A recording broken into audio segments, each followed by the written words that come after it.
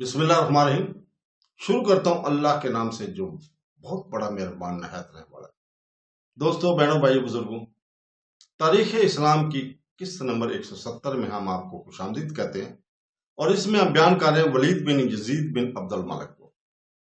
تو دوستو، بہنوں، بھائیو، ابو العباس بن ولید بن یزید بن عبد الملک بن مروان سن 90 ہجری میں پیدا ہوا۔ ان کی ماں حجاج بن یوسف شکفی کی بھتیجی اور محمد بن یوسف کی بیٹی تھی۔ یزید بن عبد الملک کی وفات کے بعد وقت یہ کم عمر تھا۔ ابتدائی سے ان کا چال چلن اچھا نہ تھا۔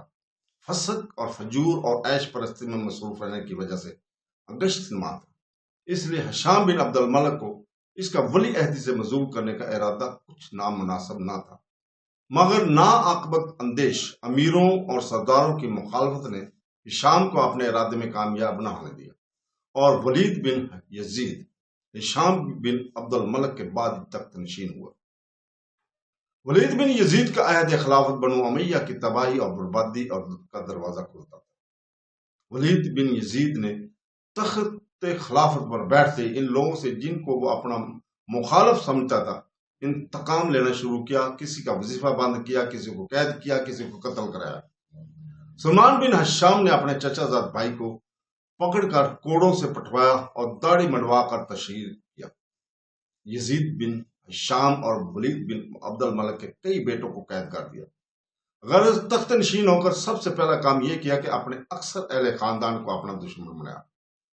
پھر ہشام بن اسماعیل مخزولی والی مدینہ کے لڑکوں اور خالد بن عبداللہ قصری سابق گورنر عراق کو پکڑ کر یوسف بن عمر ولی عراق کو سپرد کیا۔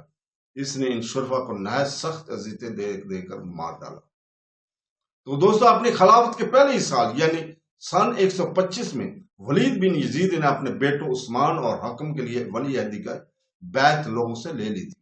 اگرچہ بیعت ولی عہدی کی رسم پہلے سے جاری تھی اور لوگ ایسی بیعت کے عادی ہو چکے تھے، لیکن ان لڑکوں کی بیعت کسی نے شرع صدر کے ساتھ نہیں کی، لہذا ان کے دلوں میں انقباض پیدا ہوا۔ ولید بن یزید بن عبد الملک نے نہ صرف مذکور کاریوں ہی پر اکتفا کیا، بلکہ اس نے اپنے عقائد اور آزاد مشربی کے اعلان اور اظہار سے اور بھی لوگوں کو برخوفتہ ہونے کا موقع دیا۔ چنانچہ وہ اعلانیہ اپنے ناشندنی عقائد اور خیالات کے اشاعت کرتا تھا۔ میں نوشی اور زنا کے جرموں کا بھی اس سے ارتکاب ہوا تھا۔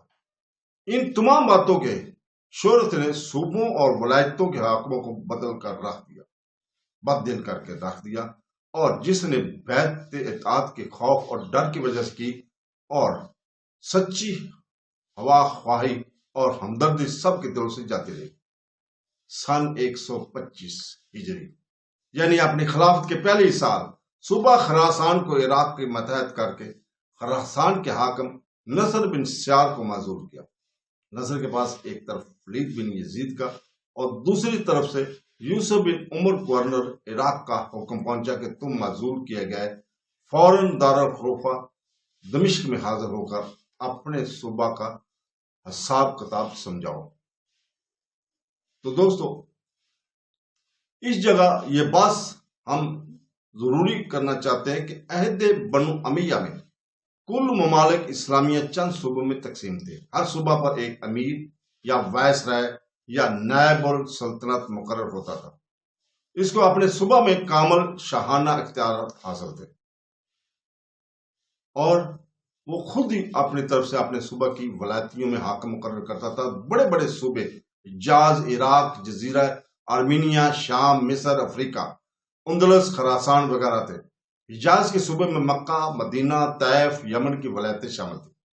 کبھی ایسا ہوتا تھا کہ یمن کو حجاز کی ماتحتی سے نکال کر ایک الگ صوبہ قرار دیا جاتا تھا، اور وہاں کا حاکم دارالخلافہ سے مقرر ہوتا تھا۔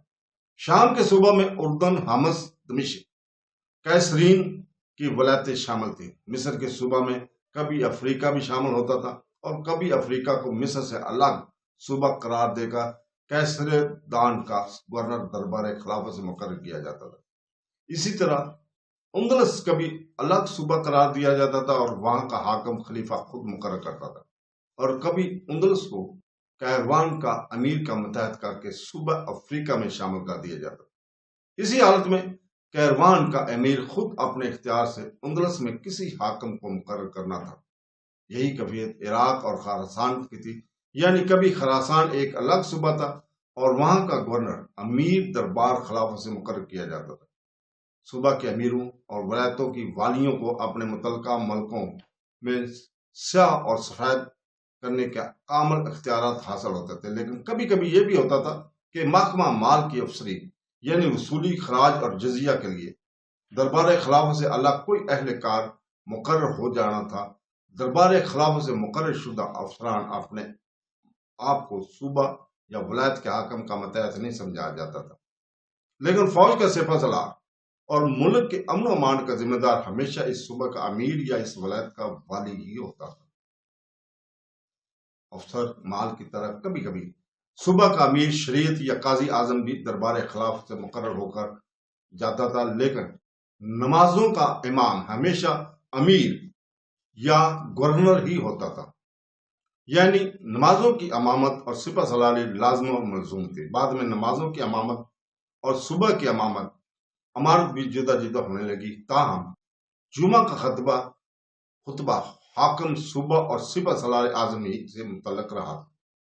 آج یہ حقیقت جاہل مسلمانوں اور مسجد کی تنخواہ دار اماموں کے سمجھ میں کہاں آ سکتی ہے؟ تو دوستو، نصر بن سیار کے پاس جب معزولی کے احکام پہنچے تو اس نے اول ان کی تکمیل کا ارادہ کیا، لیکن پھر متہم ہو کر خراسان کا قبضہ نہ چھوڑا اور خود مختاری کا اعلان کر دیا۔ واقعات کے تسلسل کو قائم رکھنے کے لیے یہ واقعہ اسی جگہ بیان کرنا چاہیے تھا کہ نصر بن سیار کے پاس ابھی معزولی کے احکام نہیں پہنچے تھے اور وہ ولید بن یزید کی خلافت کو تسلیم کر چکا تھا۔ اس کے بعد حکم پہنچا کہ یحییٰ بن زید بن علی بن حسین بن علی بن ابی طالب کو، جو اپنے باپ کے مقتول ہونے کے بعد خراسان پہنچ کر بلخ میں مقیم ہے، گرفتار کر کے بھیج دو۔ نصر بن سیار نے یحییٰ بن زید کو بلا کر قید کر دیا اور ولید بن یزید کو لکھا کر بھیجا کہ میں نے یحییٰ کو قید کر دیا ہے۔ ولید نے لکھا کہ یحییٰ کو ہمارے پاس بھیج دو۔ نصر بن سیار نے یحییٰ کو آزاد کر کے حکم دیا کہ تم دمشق میں خلیفہ کے پاس چلے جاؤ۔ یحییٰ وہاں سے روانہ اور راستہ ہی سے پھر خراسان کی طرف لوٹ پڑے۔ ان کے ساتھ مقتدین کی ایک جماعت فریم ہو گئی۔ نصر نے مقابلے کے لیے فوج بھیجی اور یحییٰ پریشانی پر زخم کا تیر کھا کر فوت ہو گئے اور ان کے تمام ہمراہ قتل ہوئے۔ یہ واقعہ سن 125 مقام جورجان میں وقوع پذیر ہوا۔ یحییٰ کا سرو ولید کے پاس بھیج دیا گیا اور لاش جرجان میں صلیب پر لٹکا دی گئی، جو 7 سال تک برابر لٹکی رہی اور ابو مسلم خراسانی نے اس کو اتار کر دفن کیا۔ تو دوستو، اس کے ساتھ ہی ہم اجازت چاہتے ہیں آپ سے، کل تک کے لیے۔ کل انشاءاللہ تعالیٰ آپ کے سامنے دوبارہ حاضر ہوں گے اور آخر پر دعا کرتے ہیں کہ اللہ تعالیٰ ہمیں قرآن اور سنت پر عمل کرنے کی توفیق عطا فرمائے۔ آمین ثم آمین۔ اللہ حافظ۔